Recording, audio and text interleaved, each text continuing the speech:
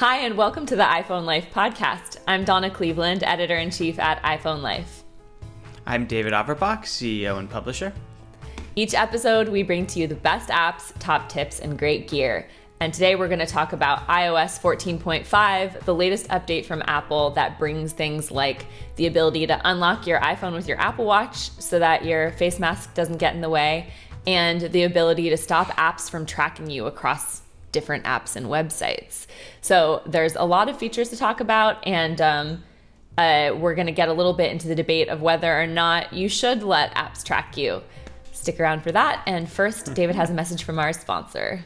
So today's sponsor is a company called Scosche, and they make really great iPhone accessories, particularly chargers. So I'm going to tell you about two of their products. They're two of my favorites.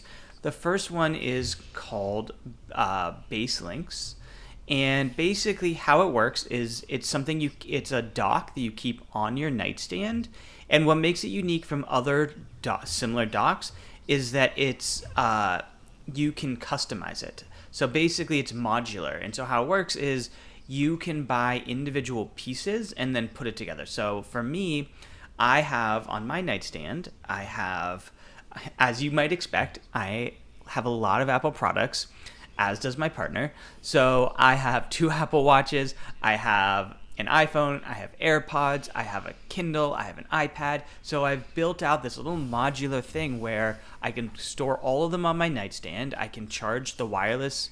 It has wireless charging for your iPhone. It has the puck for your Apple Watch. And then it's got this really nice slot for other types of devices like Kindles. And so it's a really great product because you don't have to have that mess of cables, and you can customize it. Because what was happening to me before this was that I had one charging area, one Qi wireless charging pad, and we were always fighting over it.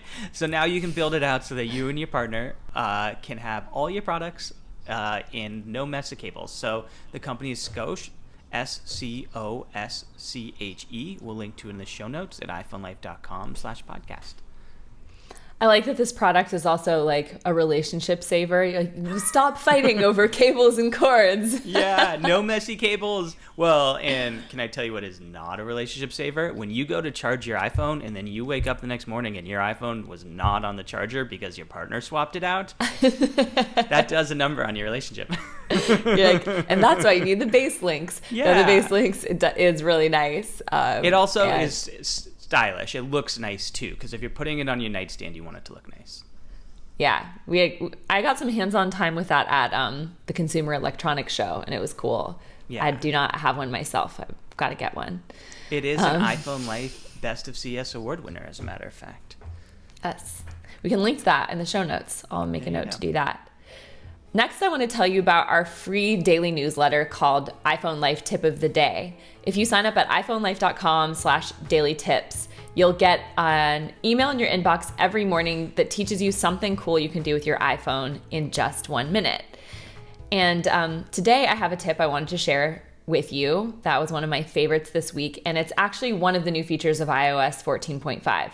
And that is how to unlock your iPhone with a mask on using your Apple Watch. So the benefit of this tip is pretty clear.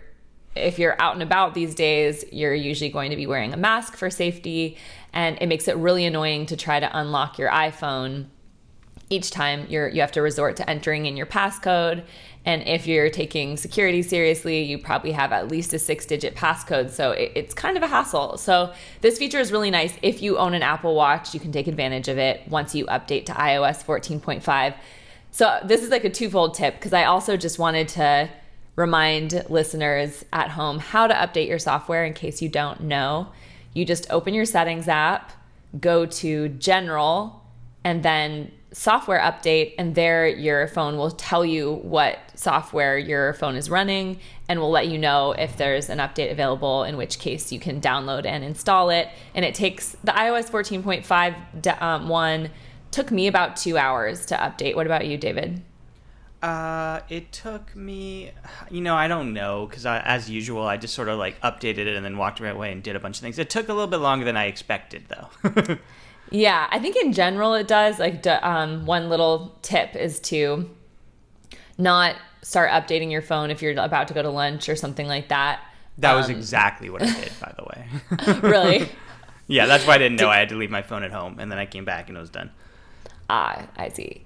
Yeah. So the other things, you need to be connected to Wi-Fi, and your phone needs to be charged at least 50%. I recommend just plugging it in so you don't have to worry about that. And iOS 14.5 comes with a lot of new features. This is one of the ones that has been getting the most hype online, and so I wanted to share it with you. But as I mentioned earlier, in the main section of the podcast, we're going to go over all of the iOS 14.5 exciting new features and tell you about them. Yeah. So for this tip, let me just explain a little bit more about how you take advantage of this.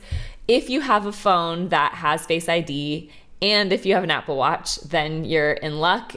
You have to have an Apple Watch Series 3 or later, and it's an iPhone 10 or later that has Face ID. So you will you have to be wearing your Apple Watch to set it up, and it has to have a passcode enabled with it. So you open the settings app on your iPhone, you go to Face ID and passcode, then you enter your phone's passcode and toggle on unlock with Apple Watch. And then you'll be led through a couple more screens that you just need to continue to enable. And then how you actually use it is if you're out and about and you want to unlock your iPhone with your Apple Watch, you just have to, the first time your iPhone will ask for your passcode, and after this, it'll just automatically happen when you go lift your phone and you're wearing your Apple Watch. And so that is it. And like this actually kind of applies to a previous episode where David and I talked about this feature with your Mac. You can use your Apple Watch to unlock certain Mac models, more recent Mac models. And it's the same thing where like once you have it set up, there's nothing you need to do. It just works, which is pretty great. Have you been using this feature, David? Yeah. So a couple of things. You do also need to update your Apple Watch operating system. So because I did it, I was really excited for this feature. So I updated it to iOS 14 and I was like ready to go. And I like put on my watch and I went to turn it on. They're like, oh, you need to also, after updating to iOS 14.5, you need to then go and update your Apple Watch. I think it updates automatically, but it might wait till it's the same thing where it has to be charging and so it takes you have to like plan it out to get this feature all set up. But I have been using it and I love it. Like it is so annoying when I have a mask on to have to constantly use my passcode to enter my phone. And it just works. Similarly to how I have recently, after our podcast, fallen in love with the feature that unlocks my Mac. I'm really enjoying it. How about you? Have you done it yet? No, I actually haven't yet, which I'm glad you have, so you can give listeners the actual hands-on experience with it. I feel like I've become so fast at entering my passcode, and I'm on another little stint right now where I just don't wear my Apple Watch. I'm definitely one of those Apple Watch phase people. Like, what hooks me in is working out. And I did like a fitness competition with my nephew recently, and that was really fun. And so I was wearing it every day for that. But then the last couple weeks, I just haven't been wearing it. Did you lose the competition? Is that what happened? Yes, I did lose the competition. And how old is your nephew? And I am salty about it. He's 19. Oh, okay. For some reason, I was thinking it was your little 8-year-old nephew. No, he's 19, and he was like in cross country and stuff, so I don't feel that bad about it. We can't compete with 19-year-olds for fitness. You set yourself up. Yeah, I also go through phases of wearing, especially during the pandemic when I'm just home a lot. I'm like, do I really need a watch on all the time? I always wear it when I'm working out, but this has gotten me back into the habit of wearing it. But it is extra convenient. And what I like about this feature is you almost don't notice it's happening. Your watch gives you a little like tap that it's doing this, and so you're like, oh yeah, I didn't have to enter my passcode. But it's just so seamless that you don't notice it's happening. But my one complaint for this feature is that it doesn't seem to work for Apple Pay. And so whenever I'm using Apple Pay, I have my mask on, and the whole purpose of using Apple Pay is to save me time to not have to take out my wallet. But if it goes through the whole motion of like trying to recognize my face, can't recognize my face, put in my passcode, it doesn't save me any time. And so I get it that they want an extra layer of security for, using a credit card, because somebody could like take your phone, and if you were nearby, maybe charge something you didn't want them to, like your kid could do it. But I wish it worked for Apple Pay, or at least it gave me the option to turn it on for Apple Pay. I know. I wonder if Apple will roll that out, because that seems like an oversight almost. I think it was intentional. I think they wanted an extra layer of security for making purchases, because you can, you can charge thousands of dollars. Yeah, they want to make fair sure enough. You're next to your phone. Yeah. All right. Well, this is, I think, a great tip. Let us know how it works for you. We have other questions for later in this episode, but we could make this one of our questions for the day. Have you tried unlocking your iPhone with your Apple Watch, and what do you think of it? Email podcast@iPhoneLife.com to let us know. Next, I want to tell you about our premium subscription called iPhone Life Insider. This is our educational platform that has tons of content to help you master your Apple devices.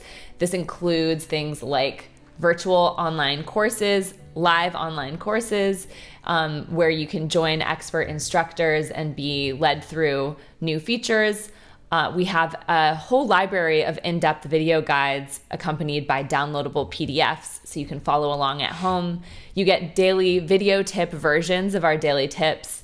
You get a digital subscription to iPhone Life magazine, plus our back issues of over 30 back issues in our archive.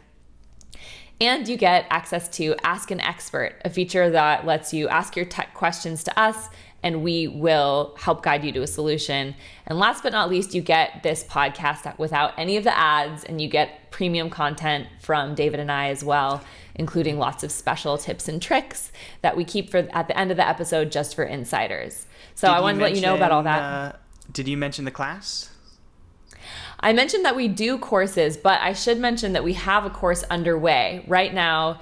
David and I and another iPhone Life employee, Colin Thomas, who has 10 years experience as a professor, we're teaching the iPhone Fundamentals course that helps you master your iPhone and really get those foundational skills so that you can use your iPhone with confidence. We are only we're into our second week. It's a month-long course, so we've only done 2 of 8 sessions. So it's still a great time to join, and you can watch the video replays of last week where we went over some of the basic navigation of your device. This week we're getting into fun things like productivity tips for reminders and calendar and things like that. So where you go to sign up for Insider is iPhoneLife.com/podcast discount. And that way you'll get 10% off of your subscription. Plus, if you're a senior, service personnel, or veteran, you get an extra 10% off at checkout. So you get a total of 20% off your subscription. And it's a great time to join. And then another amazing thing is later this month, we're coming out with an in-depth guide on iOS 14.5. So while we're talking about a lot of these features in today's episode, we're not walking you through how to set it up and helping you get the most out of these new features, but we'll be doing that in this guide later this month. So iPhoneLife.com/podcast discount. Next, I want to tell you about one of the questions that we helped an insider with recently, and this is something David and I have talked about here and there, but not recently. And so I thought it would be a good time to bring it up. There's a feature on your phone called Auto Lock, and it determines how quickly your phone goes to sleep while you're using it if you haven't tapped anything recently. And it can go anywhere from 30 seconds to never automatically turning off. If it never turns off, obviously that's a security issue and a battery drain issue. But if it's going to sleep all the time on you, it can be very annoying if you're trying to read something and suddenly your phone is locked. So we had one of our insiders ask a question about this. They say, I love Face ID. However, the auto lock max I have is only 5 minutes. When sitting, or that's what they have their auto lock set to. When sitting with my iPhone next to me, I just want to check my phone or read a text. I constantly have to pick it up and use Face ID or enter my passcode. Is there any other clever way to get around this problem? I wish there was also a fingerprint tap option. That's a little bit unrelated. Do you have any suggestions? Response, I understand your frustration. My best suggestion would be to set auto lock to never for periods of time while you're wanting to check your phone more regularly. For example, if you're expecting a text or want to keep a recipe open. Good example with the recipe. I've had such an annoying time when you're trying to follow a recipe on your phone and you have food on your hands and it keeps unlocking. The response goes on. It looks like the iPhone 13 might reintroduce the fingerprint option, so we're hoping for that. This is definitely an area where there is room for improvement, and we're keeping an eye on updates. So I just thought this would be a good one to share with you what our expert wrote back, and then also David and I can weigh in on this. What do you have your auto lock setting to, David? Let me look. I definitely don't have it on never. I don't know if you could see my face when you said that. I mean, it's a reasonable recommendation. I don't want to knock our expert because I think it makes sense, especially for certain use cases. But they were saying temporarily, like for an activity, and then you would turn it back off. Yeah, no, I think it was a perfectly good answer. But I want to caution people that there's two problems with never. And funnily enough, we got into this conversation in our last course for those who are attending our course. The first problem is that it can drain your battery. So when your screen is on, it drains your battery. And so if you just leave it on all the time, it'll drain your battery.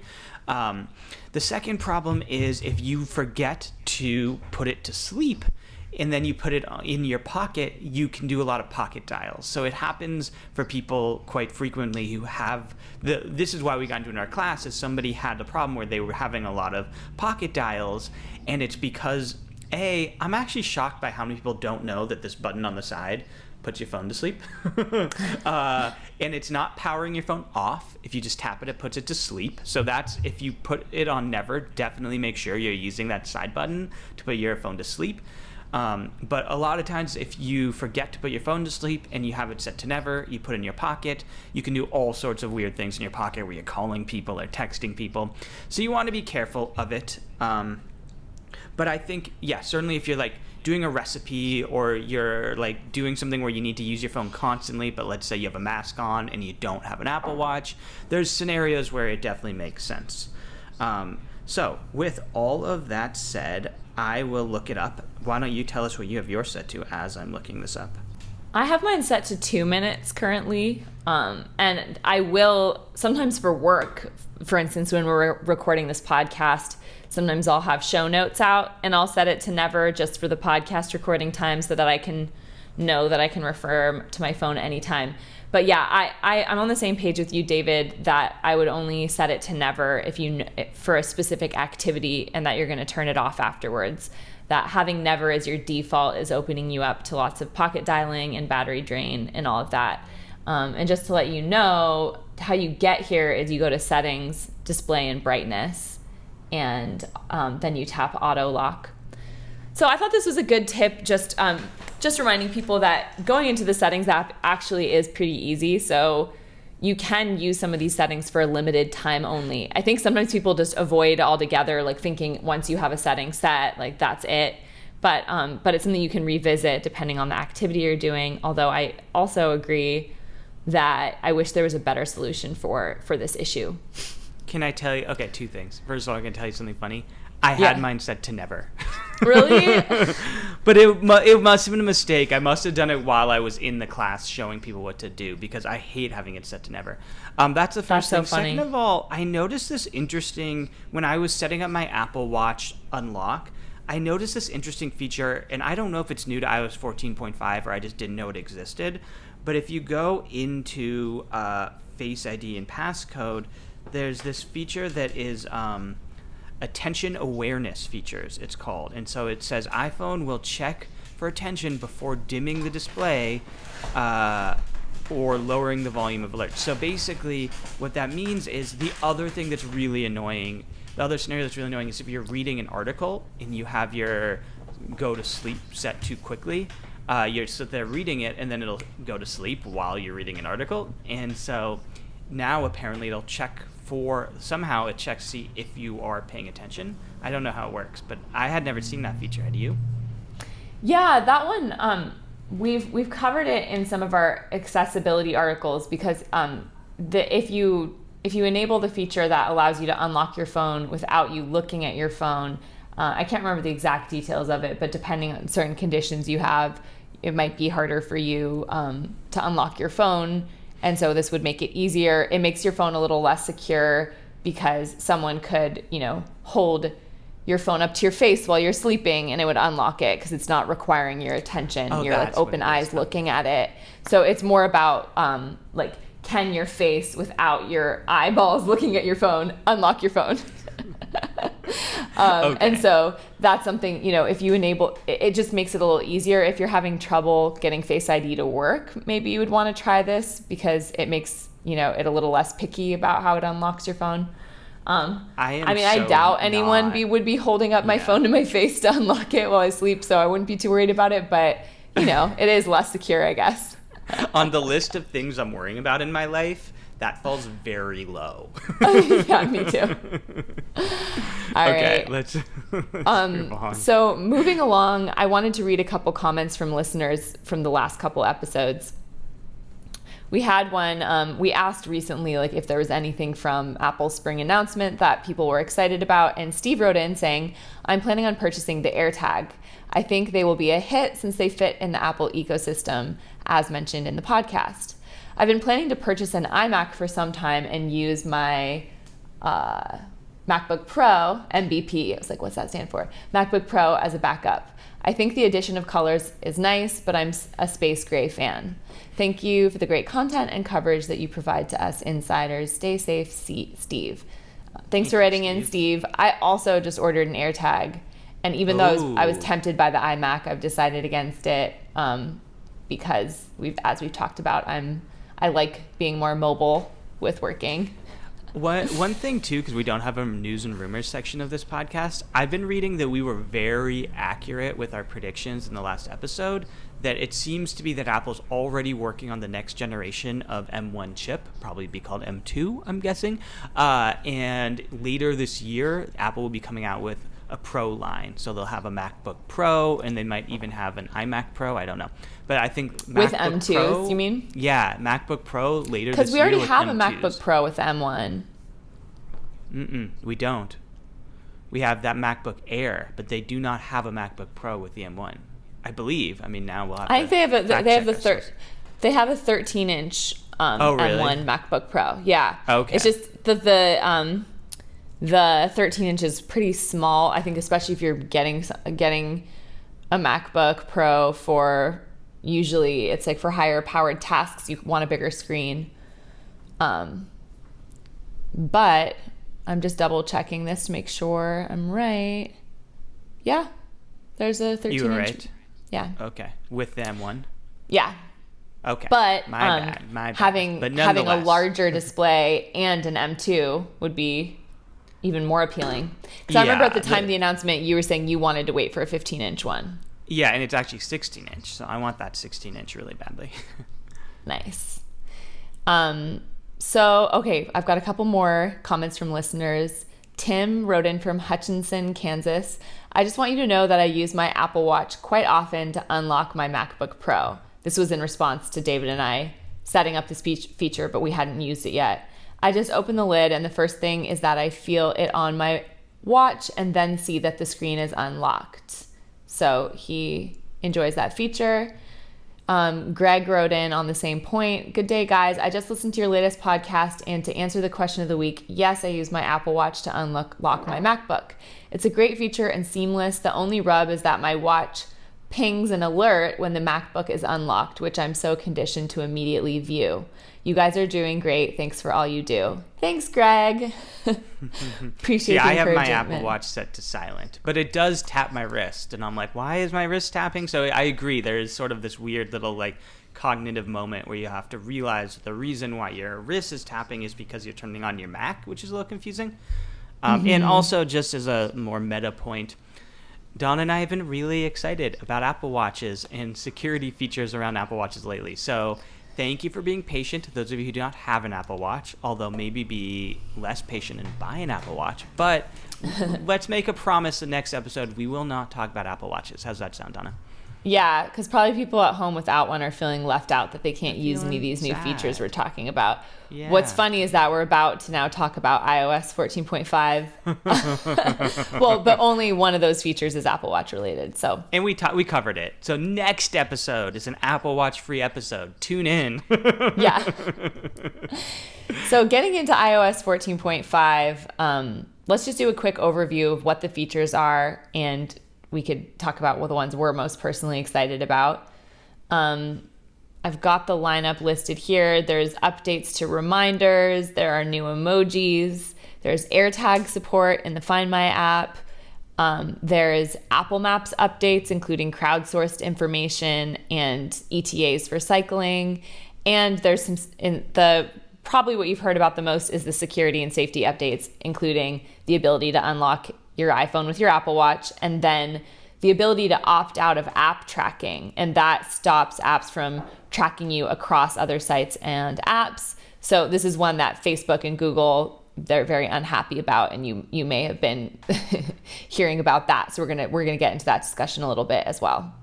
But first off, David, which features of these are you excited about or have thoughts on? I think really the main two ones are there's two that stand out. The Apple Watch feature is a really big deal. If you have an Apple Watch, it's really exciting. The other one is all these security features, which are controversial and they're fascinating. And those are the ones that have my attention. I haven't explored Apple Maps or reminders yet. I haven't explored the other ones yet. But I think I'm looking forward to the guide we're working on now to really, because there's always so many little hidden nested features for this stuff, and I just haven't dove in yet. This does seem like it's a particularly large update that mid-cycle. Like usually an update this size it's almost like an iOS 15. You know what I mean?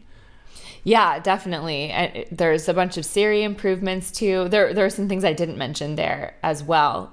And they're all really nice features. Like some of them just are a little smaller, so they might not like sound that exciting, but actually all taken together, it's pretty significant.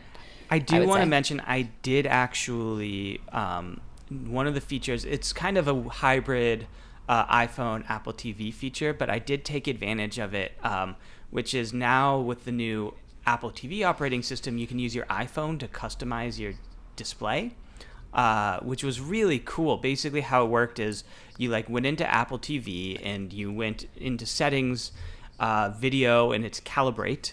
And then you hold your iPhone facing the TV, and it displayed colors on your TV, which your iPhone camera viewed, and it used that to tell, kind of like a True Tone display, to tell how accurate the colors were and to modify the colors of my Apple, that the TV displays when I'm using my Apple TV. It was a really cool process. I had spent, I think I said this in the last episode, I spent a really long time optimizing my TV. And so the end result was sort of almost exactly what I had already. But it was fun. And for people who don't geek out on on TV customization, I feel like it'd be pretty cool. Yeah, I like that you can do it on your iPhone. It was a really easy to do process for something that normally is really tedious. Customizing your display on your TV is tedious. It's complicated. This was super easy.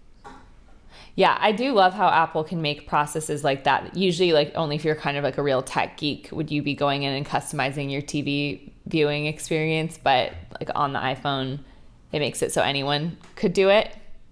And I just to put a plug for this, I know it makes me sound geeky, but you should. You should customize your TV because the preset settings for TVs are terrible. It's one of those weird things where they're set up for when you buy it in you're in a Best Buy and there's bright lights and they're trying to make it stand out. But what a TV looks like in Best Buy versus what it looks like in your living room is a totally different thing. And you should invest some time into customizing it. Okay, you mentioned, Donna, David, some of the features that that you haven't tried yet, so I'll just go over those because we've been having some daily tips over the course of the past week on the new features that I've been checking out. And so the Apple Maps updates are kind of interesting. If you've been using Waze or Google Maps, this won't be new to you, that a lot of these apps use crowdsourced information. And so that can give you, if there's like a traffic jam or some sort of car crash or something like that, those apps will reroute you to a better route. So with this Apple Maps update, they're now adding crowdsourced information where like you can report an accident or a speed trap and things like that in Apple Maps, whereas you weren't able to do that before. So it's not, again, it's like Apple's just playing catch up. I actually have been griping on the podcast in the past couple months that I don't think Apple Maps is nearly as good as other navigation apps, but it is nice to see that they're taking steps to at least catch up. And you can use Siri to report accidents. Like, you don't have to have Apple Maps running in the background to do this either, and that's pretty nice. It makes it easy. One of the things that confuses me about this update is like, Apple clearly has been doing some crowdsourcing, because like it tells you traffic, it tells you if traffic's slow up ahead, it tells you if there's an accident up ahead, and it started telling me speed traps, which I think is great. Like, it's so nice to speed trap ahead. I don't know how they've been doing that up until now, and maybe they're just improving it because you can report it. I don't know, but they clearly been doing some of it. I didn't know that they had any speed traps, but kind of what my takeaway from it was that Apple has been tracking, like, for instance, if people are going really slow in an area, that, you know, that there's traffic in that area. So they're using some crowdsourced data, but they haven't had the ability to have people report things themselves. Yeah. You know, like in Waze, I use that a lot, where you could see cars ahead and that they reported an accident, or, you know, that. And so they're adding that ability to report it yourself. And then you can also report if an incident is cleared afterwards. So I think it's really just like having that interactive component that you can enter things in. But that's a good clarification. I believe you're right that Apple Maps has had some crowdsourcing going on in recent years. The other feature they added is that you can send your ETA for biking or walking, and that's been something that was before reserved just for driving. Which, again, cycling, like, they don't even have cycling route options in most places, so I wasn't particularly excited about that. I feel like if you live probably in a bigger city, then you would have cycling options. And then the reminders. Have there been any that you've been particularly using a lot? iOS 14.5 features? Yeah. Yeah, sorry, you just cut out for a second, so I missed the question. Really, I have not. I've been like, I really spent some time before the podcast researching the newer features, and so I will plan on using them. But the reminders one is one that I actually think I will end up using a lot, because I use the reminders app every day, and I have a lot of different lists there for different reasons, you know, from my to-dos to grocery lists and stuff like that. And you can now sort them in different ways.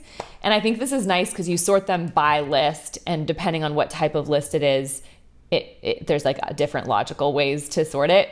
For instance, with like if you were creating a list of guests for an event, it would make sense to sort it alphabetically. Whereas in my personal reminders list, I want to see like the most urgent and ones that are have like dates attached to them. I want to see them sorted by date or by urgency. So you can now do that in the reminders app, which is nice. And I feel like that a lot of Apple's sort of stock productivity apps are pretty bare bones, or they can seem to be. So it's nice to see a little more customization options there. Mm-hmm. You can also print your reminders list now. I think in general, it's kind of nice to take your to-do lists off of pen and paper and to have them just on your phone. But there are probably instances where that would be useful. I could see some. I still print a packing list, I'm not going to lie. Seriously? Yeah, I'm old school like that. And actually, what's funny is, like, whenever my husband goes to get groceries, he asks that I write it on pen and paper. He doesn't like having his phone to do it. So maybe I should do that for him. Make a grocery list on the reminders app and print it for him. That's funny, because I definitely use my phone for grocery lists. I'm not like walking around with this pen with this like paper. Sorry, Tyler, not mean to laugh at you. That's all right. Okay, can we spend a few minutes talking about the controversy? The big feature here is the privacy tracking. Yes, because with a lot of these other features, I think I'm just going to link to the daily tips in our podcast post so you can check things out. Like you can make group FaceTime calls with Siri now, and there are new emojis, which, by the way, finally they're acknowledging interracial couples. So that's a good thing. Stuff like that. But I agree. The podcast this is a good time to talk about the app tracking because you might want to. We can weigh in because this is something that it's like not totally a straightforward decision. It's nice to have the ability, but you may or may not want to enable this feature. So in your privacy settings now. No, actually, I take that back. It's not in your settings. If you update to iOS 14.5, now if you open apps that were tracking your activity across different sites and apps, they're now going to be required to ask your permission to do that. And you can either opt in or opt out. And it's a bit of a weird thing because Apple doesn't have a hard deadline on when apps need to start doing this. So we had different people on our editorial team trying this out or like opening up different apps, and some people were getting these permission requests and some weren't. I actually haven't been able to, like when I opened Instagram after updating, it didn't ask my permission for this, and so I'm not totally sure why. No, they give you it's really interesting because they give you a whole. Facebook has built into their app now, before the little pop-up asking permission comes up, they have this little splash that gives you a guilt trip about we need this, it's important for small businesses, keep Facebook free. Like they give you a lot. They're clearly really worried. And then they pops up. Okay, yeah. So I'm glad to see that you got that, because I'm wondering why mine didn't. I actually went into my settings and I had a setting enabled a while back in privacy that just blocked app tracking altogether. And so I think that might be why. Maybe. So that's something to go check in your privacy settings, because you can just do it, like make a blanket decision that you're blocking all app tracking, in which case maybe you don't need to do it on an app by app basis. But anyway, yeah, so Apple or Facebook and Google are fighting this. Facebook, like you said, their points on the pros of having being able to track your activity is that your ads will be tailored to you, so you'll get relevant ads that you want. And it also is good for small businesses because small businesses might not have to spend as much if they can really target people who are most interested in their product. So there's that, but then the con is just your privacy and having all of that data being tracked. Like, do you really want that? What's your thoughts on this? Well, I just want to back up for a second and give people a little context of what's really happening here, because I think if you have not run a campaign on Facebook, and most people obviously haven't, you probably don't really understand what it means to be tracked across the web. So basically how it works is if I go set up an ad campaign on Facebook, I'm usually driving them to my site. And so what I need to do is I need to tell I need to tell when I drive somebody from Facebook to my site, did they purchase something? And then Facebook, what I do is I add a little cookie or a little pixel on my website to track, did somebody purchase something? And Facebook uses that information to tell me the success of my campaign, and B, to tailor who my ads display to based on did they buy something on my site. The other thing they do is the reverse, where if somebody comes to my site, they look at, say, iPhone Life Insider, and then they go to Facebook. You can set it up so that you have a Facebook pixel on your site, and then when somebody goes to Facebook, you can show them an ad of iPhone Life Insider. So you can show an ad on Facebook based on user behavior, based on whether they visited your site. So Facebook does have legitimate points. It really does allow small businesses to target the right people, and as a Facebook user, it allows you to get relevant ads to you. Like if you go and you are thinking about buying something on Amazon and then you go on Facebook and they show you that product, it probably is more relevant than other ads. But also what Facebook does is, because they're on basically every website in the world, they are building this entire profile on each person, and they're using that for their own means to do targeted ads. And so there are really serious privacy concerns at the same time. So I see both sides of it, but David, it's a tricky one. If you turn off app tracking, Facebook can still track what you're doing on Facebook, though. Like, would that be enough to allow them to get enough data that's helpful for someone like, let's say, iPhone Life doing paid ads? You lose an important data point, right? Like, I can tell how many people click on my ad, but you lose the ability to tell, did they actually go buy something on my site? And without that, then I'm targeting clicks instead of purchases, and it's a less powerful data point. You will also lose the ability to track the reverse. Like, I can't show an ad on Facebook to somebody if they visited my site, which is a very, very common ad type, and most of you have seen it, and it feels creepy, right? Like, it feels like, wait, why does Facebook know that I almost just bought this product and then decided not to buy it? And that's how it knows. So you lose a data point there. I think. Oh, go ahead. Oh no, do you have a takeaway first? I'm sympathetic to both sides, because as a small business owner, it is valuable to me.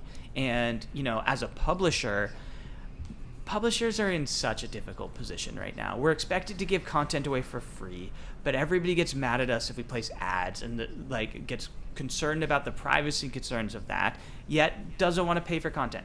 So it's a really difficult position, and this helps. So I am sympathetic. I don't think Facebook is only looking out for their interest, but also I am, as a consumer, very concerned about the privacy implications of Facebook building this entire database on each of us. So I'm sympathetic to both. I did go and not allow Facebook to track me, to be honest, despite the fact that I'm a publisher and I felt guilty about it. What about you? What are your thoughts on it?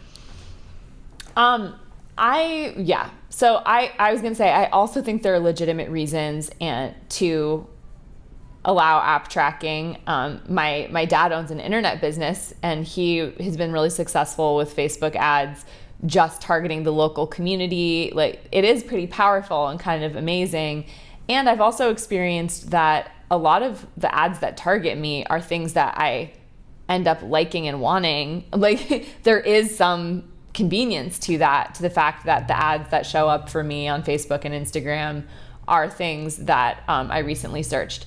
So that being said, though, I want to take advantage of app blocking. I have it, like I said, turned off altogether. I think that's why I haven't been given these permissions, but requests.